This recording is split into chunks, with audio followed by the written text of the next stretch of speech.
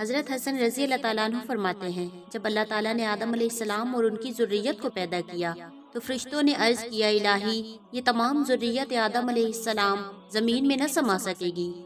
فرمایا میں موت کو پیدا کروں گا۔ فرشتوں نے عرض کیا، موت کو پیدا کیا گیا تو ان کی زندگی خوشگوار نہ رہے گی۔ ارشاد ہوا، میں امید کو پیدا کروں گا۔ جب آدم علیہ السلام کو زمین پر اتارا گیا تو ان سے اللہ رب العزت نے فرمایا، اے آدم علیہ السلام بگڑنے کے لیے بناؤ اور فنا ہونے کے لیے اولاد پیدا کرو۔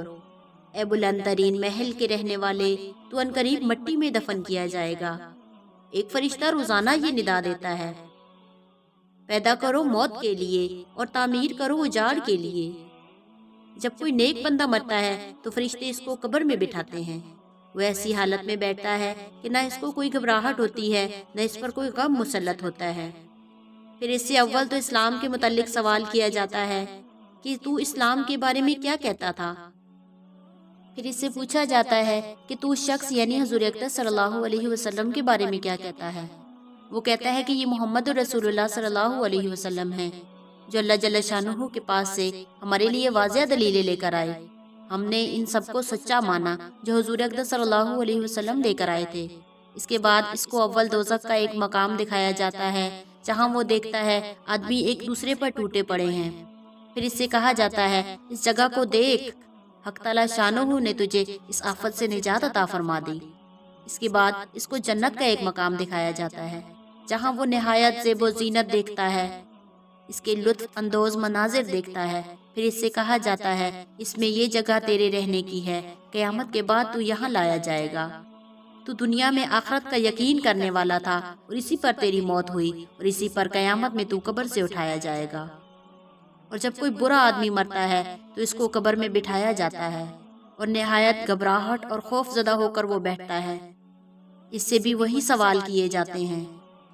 وہ جواب دیتا ہے، مجھے تو کچھ خبر نہیں، لوگوں کو میں نے جو کہتے ہوئے سنا تھا میں وہی کہہ دیتا تھا۔ اس لیے اول جنت کا دروازہ کھول کر اس کو وہاں کی زیب و زینت اور جو نعمتیں وہاں وہ دکھائی جاتی ہیں۔ پھر اس سے کہا جاتا ہے، تیرا اصل مقام تو یہی تھا مگر تجھے یہاں سے ہٹا دیا گیا۔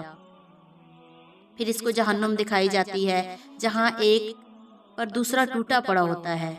اس سے کہا جاتا ہے، اب تیرا ٹھکانہ یہی ہے، تو دنیا میں شک ہی میں رہا، اسی پر مرا اور اسی پر قیامت کے دن تو اٹھایا جائے گا۔ حضور اقدس صلی اللہ علیہ وسلم کے پاس سے ایک جنازہ گزرا۔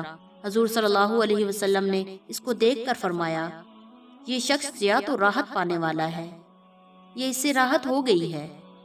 اس کے بعد ارشاد فرمایا، مومن بندہ مر کر دنیا کی مشقتوں اور تکلیفوں سے راحت پا لیتا ہے اور اللہ جل شانہ کی رحمت کے اندر چلا جاتا ہے، یہ تو راحت پانے والا ہو گیا۔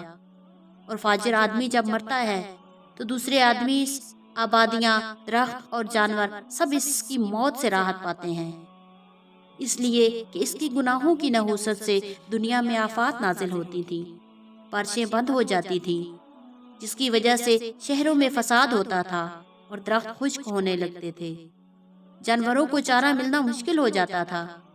اس وجہ سے اس کی موت سے سب کو راحت ملتی ہے۔